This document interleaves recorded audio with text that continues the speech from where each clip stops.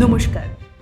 আজ রাত ঠিক ৯টায় the tales of Phoenix YouTube চ্যানেলে আপনাদের জন্য এমন এক রহস্যের উন্মোচন করতে চলেছি যা বাংলা অডিও স্টোরি জগতে প্রথমবার। এই কাহিনীতে আমি রয়েছি গোয়েন্দা সাহিত্যের এক কিংবদন্তি চরিত্র লেডি লাভটেব্রুকের ভূমিকায়। 1893 সালে শার্লক হোমস যখন পৃথিবী জুড়ে জনপ্রিয়, ঠিক সেই সময়ে আবির্ভাব ঘটে লেডি লাভটেব্রুকের।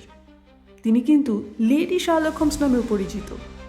তাহলে বাংলা অডিও স্টোরি জগতে, বাংলা অডিও স্টোরির ইতিহাসে এই প্রথমবার লেডি লাভটেব্রুকের রোমাঞ্চকর একটি কেস নিয়ে আমরা আসছি।